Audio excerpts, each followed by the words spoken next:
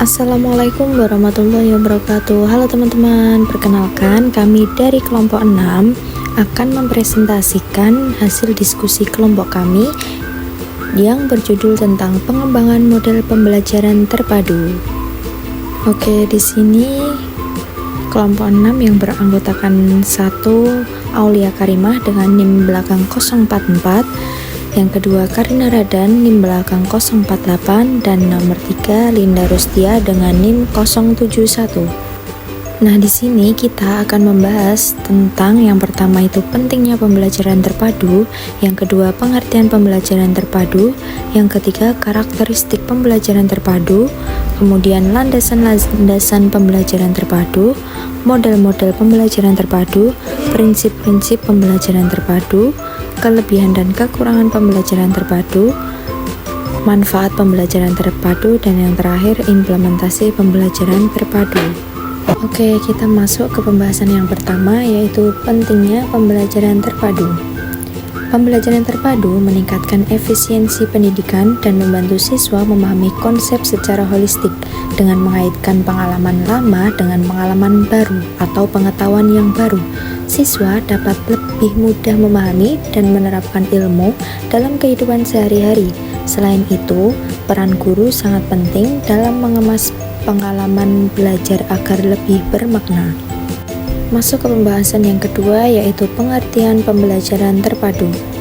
Pembelajaran terpadu merupakan suatu pendekatan dalam pembelajaran yang secara sengaja mengaitkan beberapa aspek baik dalam intra mata pelajaran maupun antar mata pelajaran. Nah, di sini ada menurut para ahli. Yang pertama itu menurut Prabowo tahun 2000. Pembelajaran terpadu merupakan pendekatan belajar mengajar yang melibatkan beberapa bidang studi. Pendekatan belajar mengajar seperti ini diharapkan akan dapat memberikan pengalaman yang bermakna kepada anak didik kita. Arti bermakna di sini dikarenakan dalam pembelajaran terpadu diharapkan anak akan memperoleh pemahaman terhadap konsep-konsep yang mereka pelajari. Masuk ke pembahasan yang ketiga, karakteristik pembelajaran terpadu. Pembelajaran terpadu memiliki karakteristik tersendiri. Dalam hal ini, Sukayati tahun 2004 menjelaskan karakteristik pembelajaran terpadu sebagai berikut. Yang pertama, pembelajaran berpusat pada peserta didik. Yang kedua, menekankan pembentukan pemahaman dan kebermaknaan. Yang ketiga, belajar melalui pengalaman langsung. Yang keempat, lebih memperhatikan proses daripada hasil semata. Yang kelima, syarat dengan muatan keterkaitan. Karakteristik pembelajaran terpadu menurut Kementerian Pendidikan dan Kebudayaan Republik Indonesia tahun 1996 adalah sebagai berikut. Nah, yang pertama ada holistik, yang kedua bermakna, yang ketiga autentik, yang keempat aktif.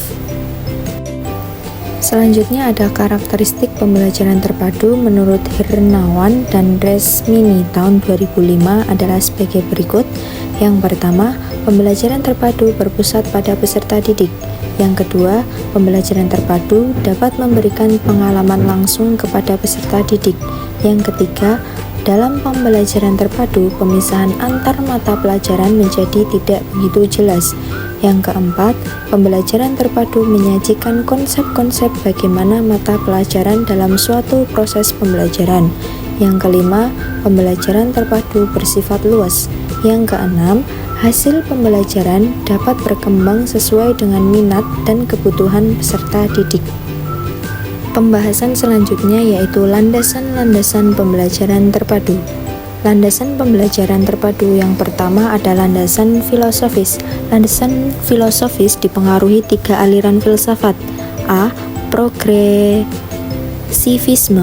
Proses pembelajaran perlu ditekankan pada pembentukan kreativitas, pemberian sejumlah kegiatan, suasana yang alamiah atau natural, dan memerhatikan pengalaman siswa.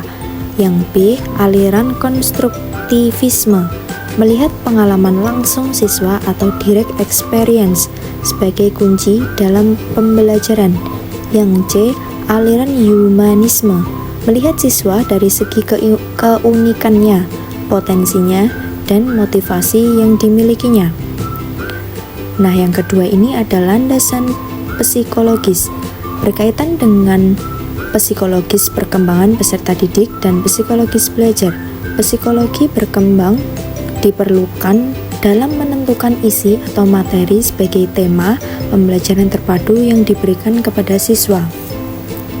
Psikologi belajar memberikan kontribusi dalam hal bagaimana isi atau materi pembelajaran terpadu tersebut disampaikan kepada siswa dan bagaimana pula siswa harus mempelajarinya. Yang ketiga ada landasan yuridis, berkaitan dengan berbagai kebijakan atau peraturan yang mendukung pelaksanaan pembelajaran terpadu di sekolah dasar dalam Undang-Undang Nomor 23 Tahun 2002 tentang Perlindungan Anak dan Undang-Undang Nomor 20 Tahun 2003 tentang Sistem Pendidikan Nasional. Yang keempat, landasan praktis.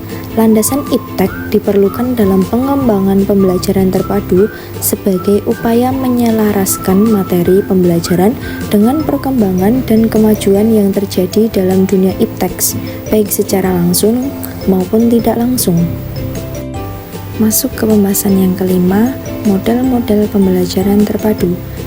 Di sini ada 10 model. Yang pertama model penggalang atau fragmented, yang kedua model keterhubungan atau connected, yang ketiga model sarang atau nested, yang keempat model urutan atau rangkaian sequented, yang kelima model bagian atau shard, yang keenam model jaring laba-laba atau webbed, yang ketujuh model galur atau threaded, yang kedelapan model keterpaduan atau integrated, yang kesembilan model celupan atau immersed, dan yang ke-10 ada model jaringan atau networked. Yang keenam ada prinsip-prinsip pembelajaran terpadu. Secara umum, prinsip-prinsip pembelajaran terpadu menurut Rianto tahun 2011 adalah sebagai berikut. Yang pertama, prinsip penggalian tema. Yang kedua, prinsip pengelolaan pembelajaran. Yang ketiga, prinsip evaluasi. Yang keempat, prinsip reaksi. Sementara itu, prinsip pembelajaran terpadu menurut South dan teman-temannya tahun 2006 memaparkan sebagai berikut. 1. The hidden curriculum. Nomor 2. Subject in the curriculum. Yang ketiga, the learning environment. Yang keempat, views of the social world. Yang kelima, values and attitude. Masuk subbab yang ke-7, kelebihan dan kelemahan pembelajaran terpadu. Kelebihan pembelajaran terpadu. A. Pengalaman dan kegiatan belajar akan selalu relevan dengan tingkat perkembangan siswa. B. Kegiatan-kegiatan yang dipilih dalam pelaksanaan pembelajaran terpadu sesuai dengan minat dan kebutuhan anak. C. Seluruh kegiatan belajar lebih bermakna bagi siswa sehingga hasil belajar akan dapat lebih lama. Selanjutnya ada kelebihan pembelajaran terpadu. Yang selanjutnya itu ada pembelajaran terpadu dapat menumbuh kembangkan keterampilan berpikir siswa.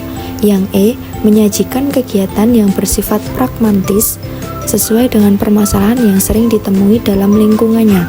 Yang F, menumbuh kembangkan keterampilan sosial siswa seperti kerjasama, toleransi, komunikasi, dan respek terhadap gagasan orang lain.